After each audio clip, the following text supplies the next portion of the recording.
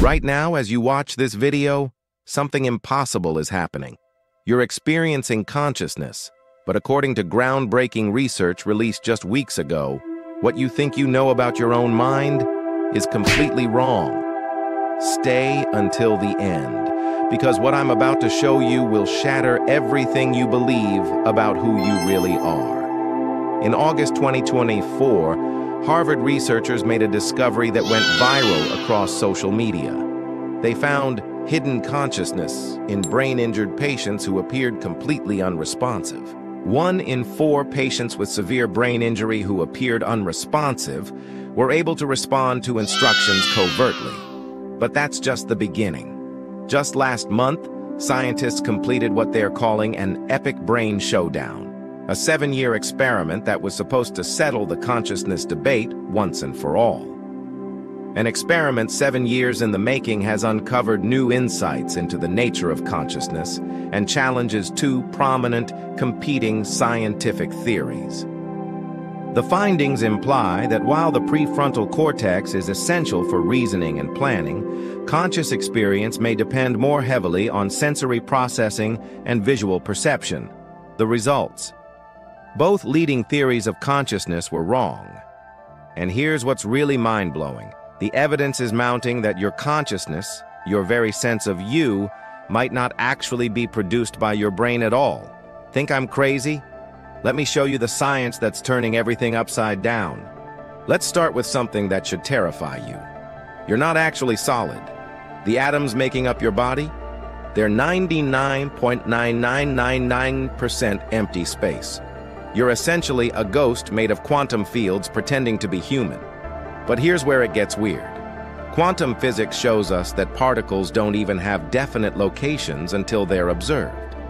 The famous observer effect suggests that consciousness itself might be fundamental to reality, not the other way around.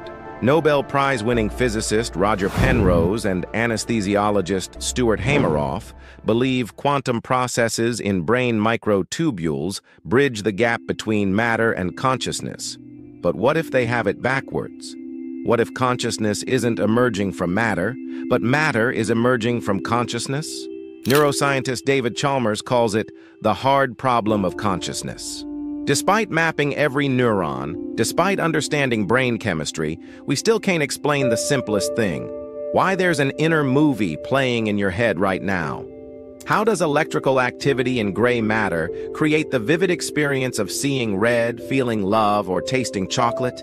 We can explain the brain's functions, memory, language, motor control, but we can't explain why there's a you experiencing any of it. It's like trying to explain how a TV creates the experience of watching a movie, when what you really need to explain is the viewer sitting on the couch. What if the brain isn't creating consciousness? What if it's just the TV and you, the real you, are something else entirely? The evidence is piling up, and it's impossible to ignore. Near-death experiences. Thousands of documented cases where people report vivid, coherent experiences while their brains show zero activity.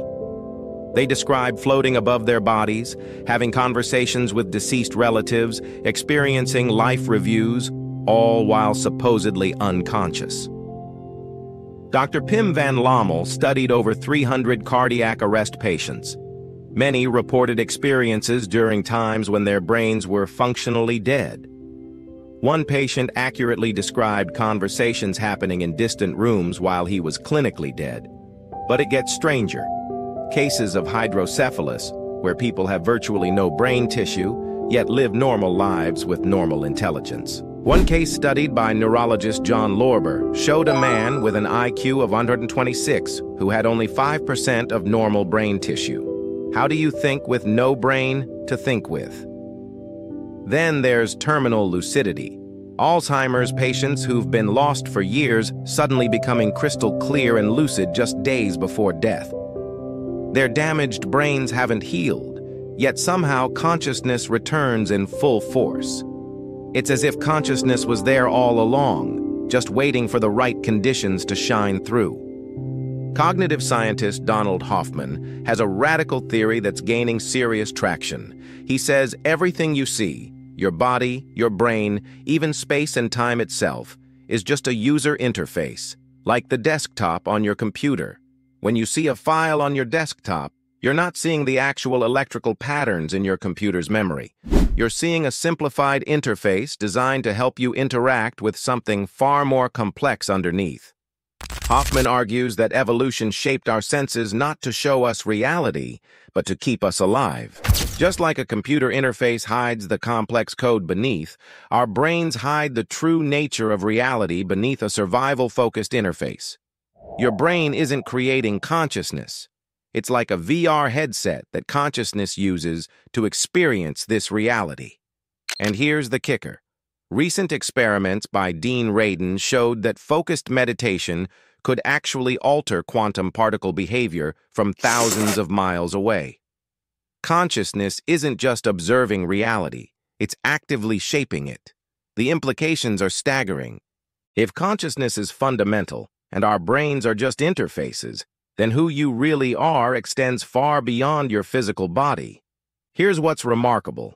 Ancient wisdom traditions have been saying this for thousands of years. Buddhism talks about consciousness as a stream that flows beyond the physical body. Hinduism describes the Atman, an eternal conscious self that uses the body like a temporary vehicle. Plato argued that physical reality was just shadows on a cave wall, while true reality existed in a realm of pure forms. Rudolf Steiner, the founder of anthroposophy, described consciousness as the intersection of two streams, one flowing from past to future, one from future to past. When the physical body dies, he said, the future-flowing stream of consciousness continues independently. Modern theories are catching up. The holographic universe model suggests all of reality might be a projection from a more fundamental dimension. Integrated information theory proposes consciousness as a basic feature of reality, like mass or charge. Even the simulation hypothesis, the idea that we might be living in a cosmic computer program, aligns with consciousness being more fundamental than physical matter. What if ancient mystics and cutting-edge scientists are discovering the same truth from different angles? If consciousness exists beyond the brain, everything changes. Death isn't an ending. It's like taking off a VR headset. The real you continues, just in a different mode of existence. Your identity isn't tied to your decaying body. You're a conscious algorithm experiencing physical reality through a biological interface. Every meditation where you feel connected to something larger, every moment of love that seems to transcend the physical, every intuition that there's more to life than meets the eye, you might be touching something real, your true nature as consciousness itself. The boundaries between self and other, between mind and matter, between life and death, they might all be illusions created by the interface, not features of fundamental reality. You're not a body that somehow generated consciousness. You're consciousness that's temporarily inhabiting a body. The research is accelerating. New experiments in quantum consciousness, advanced studies of near-death experiences, investigations into consciousness-matter interaction. We're on the verge of a complete paradigm shift. The question isn't just, can consciousness exist without the brain? The evidence suggests it already does. The real question is, what will you do with this knowledge? If you found this mind-bending, share it with someone who needs their reality shaken. Subscribe for more content that bridges science and consciousness. And remember, you're not just watching this video.